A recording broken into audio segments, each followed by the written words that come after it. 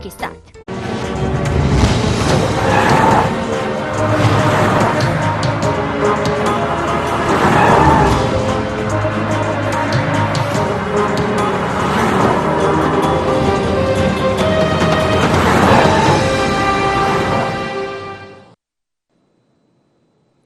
नमस्कार, आप देख रहे हैं IND स्पेशल स्लॉट से मुक्ति और मैं हूं आपके साथ संचिता शुक्ला।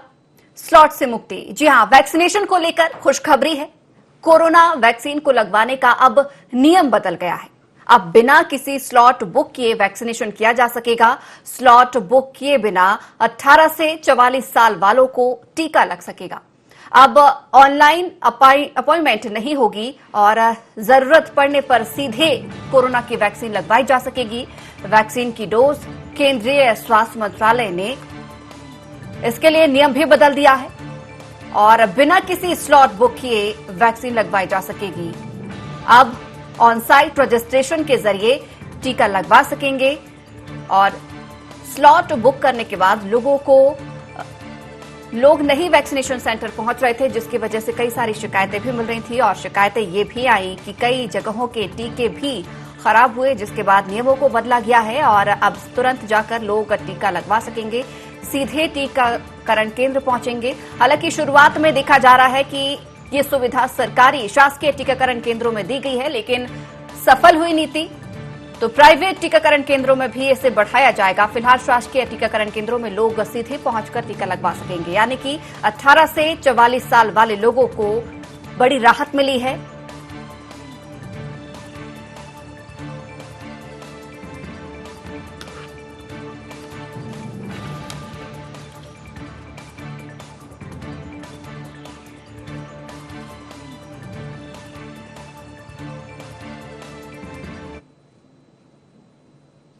और इस खबर पर चर्चा करने के लिए न्यूज रूम से हमारे साथ सहयोगी आमिर जुड़े हुए हैं। वहीं हमारे साथ स्टूडियो में प्रबंध संपादक मनोज सिन्हा जी भी लाइव जुड़े हुए हैं। सबसे पहले आमिर, आपसे समझना चाहूंगी, सरकार की एक नई नीति आई है, यानी कि अब 18 से 44 साल वालों को स्लॉट बुक करने की जरूरत नहीं है, सीधे टीकाकरण केंद्र पहुंचेंगे और टीका लगवा सकेंगे। देखिए, इसको युवाओं के लिए एक राहत भरी खबर कहा जाएगा, क्योंकि देखने को मिल रहा था जब से युवाओं का यानी 18 प्लस का वैक्सीनेशन शुरू हुआ था, तब से युवाओं में एक जोश देखने को मिल रहा था और बड़ी संख्या में युवा वैक्सीनेशन हो सके जल्द से जल्द, इसको लेकर एक जागरूक तो नजर आ रहे थे।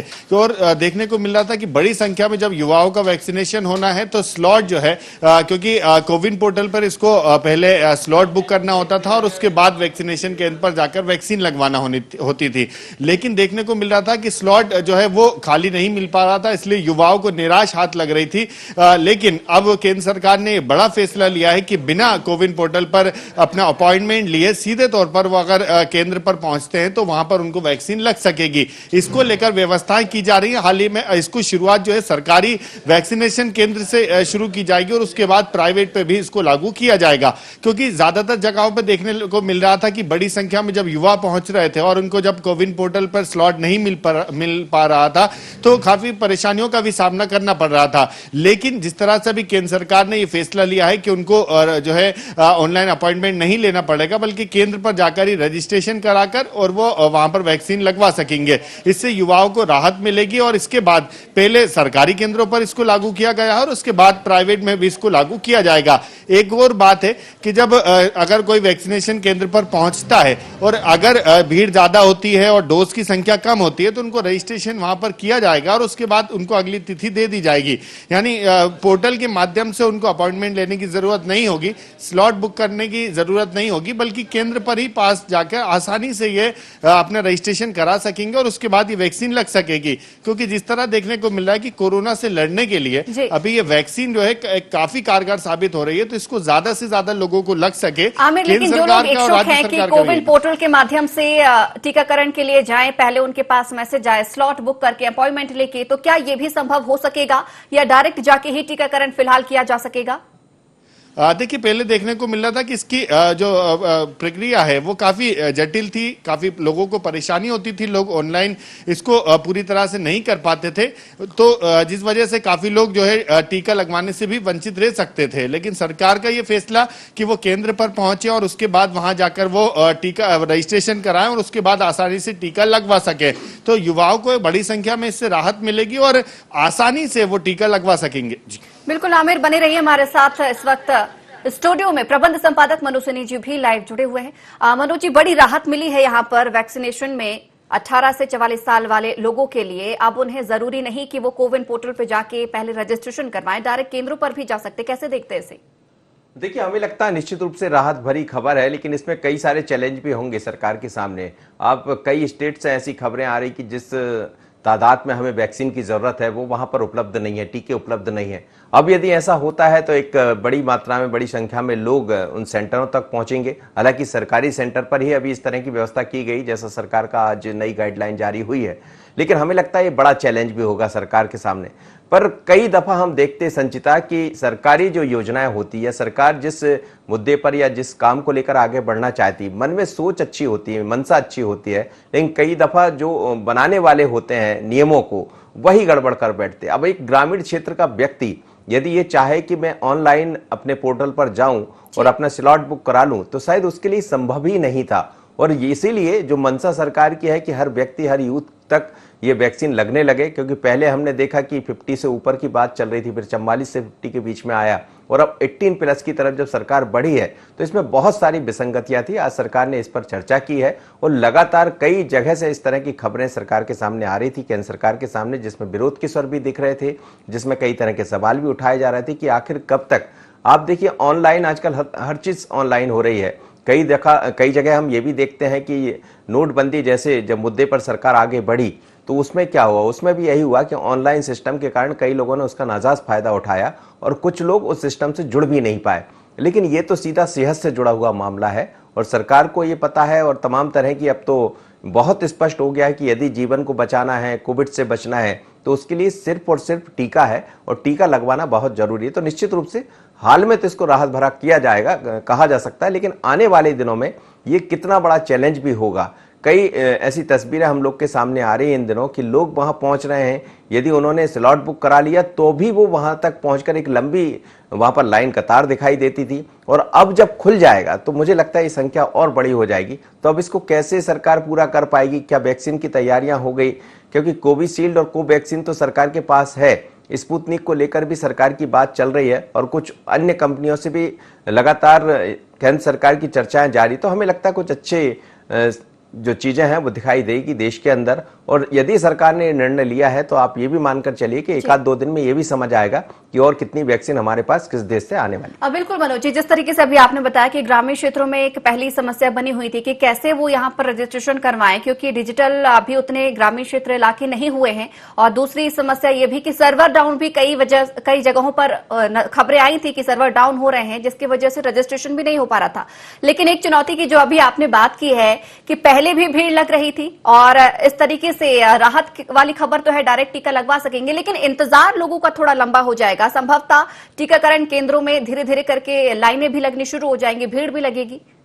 देखिए, दोनों बातें निश्चित रूप से समझ आने वाली। इसमें दिक्कत भी होगी, चैलेंज भी होगा सरकार के सामने, और कुछ लोगों को राहत भी मिलेगी, खासकर उन लोग के लिए जिनका आज तक स्लॉट बुक ही नहीं हुआ या वो बुक नहीं करा पाया। जिस बात का आप जिक्र कर रही हैं कि कई बार हम देखते हैं कि डिजिटल की तरफ सरकार बढ़ तो रही है लेकिन सिस्टम ही काम नहीं करता है, या तो ऑनलाइन वो अपना दर्ज नहीं करा पाते हैं नंबर और उसके बाद लंबा उनको इंतजार करना होता है। तो हमें लगता है ये वाला इंतजार खत्म होगा, लेकिन कोविड सेंटर के बाहर जहां टीकाकरण लग रहा है उसके सेंटर के बाहर कितनी लंबी लाइन होगी, उसकी कैसी पूर्ति होगी, क्योंकि अब इसमें एक नया नियम ये भी बनाया गया है कि जो लोग वैक्सीन सेंटर तक पहुंच जाएंगे, मान लीजिए आज अपना नंबर वो रजिस्टर्ड करा लेते हैं लेकिन वैक्सीन उनको नहीं लग पाती है, तो आने वाले दिन में फिर उनको मौका मिलेगा। अब जब मौका मिलेगा तो क्या उनको फोन से सूचना दी जाएगी? तो ये तमाम तरह की चीजें हैं।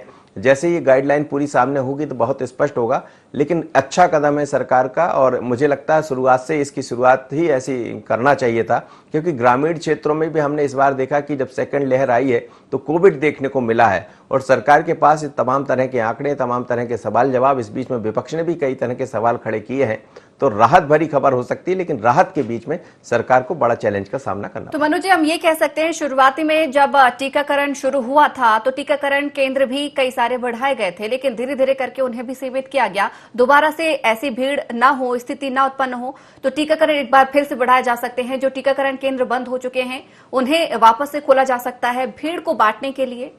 देखिए, हिंदुस्तान की जो पॉपुलेशन है, जिस तरह से वैक्सीनेशन किया जाना है, तो उसके हिसाब से तो हमें लगता है कि एक लंबा वक्त लगेगा। लेकिन जहां तक आप कह रहे हैं कि जो कुछ कोविड जो टीकाकरण के नए सेंटर बनाए गए थे उनको कम किया गया था, तो हमें लगता है यदि सरकार इस लाइन पर बढ़ेगी तो पुनः उन सेंटरों को खोलना पड़ेगा। लेकिन यदि आप सेंटर खोलते भी हैं तो उसके लिए जरूरत होती है वैक्सीन की आपके पास, तो वैक्सीन कहां से उपलब्ध होगी, ये बड़ा सवाल है। पर जो जानकारियां मिल रही है उसके मुताबिक केंद्र सरकार कुछ नए निर्णय लेने जा रही है। हो सकता है कि आजकल में और कुछ देखने को भी मिलेगा, जिसमें एक तो ये आज देखने को हमें मिल रहा है कि अब राहत भरी खबर उन युवाओं के लिए होगी जो देर रात तक इंतजार कर रहे थे कि शायद कल सुबह मेरा स्लॉट बुक हो जाएगा और मैं जाकर टीका लगवा पाऊंगा, तो अब उससे सेंटर तक जाएगा और वहां पर उसको राहत मिल जाएगी। लेकिन राहत के बीच में बहुत सारे ऐसे चैलेंज होंगे जिसका सामना टीका लगाने वाले लोगों को करना पड़ेगा, जिसका सामना सरकार को करना पड़ेगा और उन युवाओं को भी करना पड़ेगा जो लंबी कतार में खड़े होंगे। पर ये मानकर चलिएगा संचिता कि धीरे धीरे कर चीजें एकदम से ठीक नहीं हो सकती, क्योंकि हिंदुस्तान की पॉपुलेशन बहुत अलग है। अन्य राज्यों या अन्य देश से हम तुलना करते हैं तो कहना बहुत आसान होता है, लेकिन सरकार के लिए करना थोड़ा सा कठिन है और अब उस तरफ सरकार बढ़ रही है। बिल्कुल मनु जी, बने रहिए हमारे साथ। आमिर भी लगातार लाइव बने हुए हैं। आमिर, ग्रामीण स्तर पर हम कह सकते हैं कि बड़ी राहत होगी, क्योंकि वहां पर सबसे ज्यादा समस्या आती थी, नेटवर्क की समस्या, सर्वर डाउन की समस्या और जानकारी का अभाव एक सबसे बड़ी समस्या बनी हुई थी। तो ऐसे में हम ये कह सकते हैं कि ग्रामीण स्तर पर एक बड़ी राहत हो सकेगी।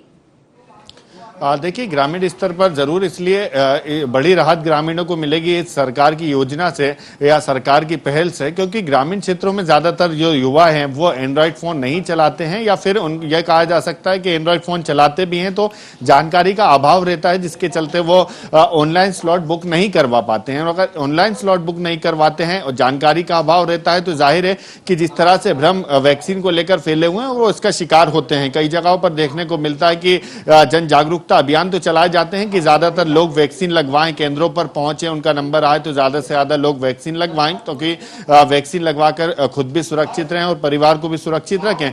लेकिन कई जगह जब वैक्सीन के बारे में ज्यादा जानकारी नहीं होती है या वैक्सीन का स्लॉट किस तरह से बुक करवाया जाए इसकी जानकारी नहीं होती है तो तमाम तरह की भ्रांतियां आती हैं और वो वैक्सीनेशन से अछूते रह जाते हैं। लेकिन सरकार का ये फैसला जरूर लाभकारी साबित हो सकता है सभी के लिए, क्योंकि युवा बड़ी संख्या में वैक्सीन लगवाने के लिए अभी जो है एक देखने को मिल रहा है कि उमंग युवाओं में देखने को मिल रही है। लेकिन जब वैक्सीनेशन का स्लॉट उनका बुक नहीं हो पाता तो निराश भी हाथ लगती है। लेकिन अब आसानी से सरकारी वैक्सीनेशन सेंटर पर जाकर अब आसानी से रजिस्ट्रेशन करा सकेंगे और इसको लेकर जो है वैक्सीन करवा सकेंगे। अब इसमें देखना यह है कि किस तरह से इसकी और आगे की प्रक्रिया होगी, क्योंकि एक आज ही सरकार की ओर से ये आदेश जारी किया गया है और अब इसको कल से अमल में लाया जाएगा। जब अमल में लाया जाएगा तो किस तरह से लोग इसका फायदा उठा सकेंगे और किस तरह से लोगों को वैक्सीनेशन सेंटर पर लाने की व्यवस्था होगी, क्योंकि सरकार पहले ही कह चुकी है कि वैक्सीनेशन जो है वो युद्ध स्तर पर हम चलाएंगे,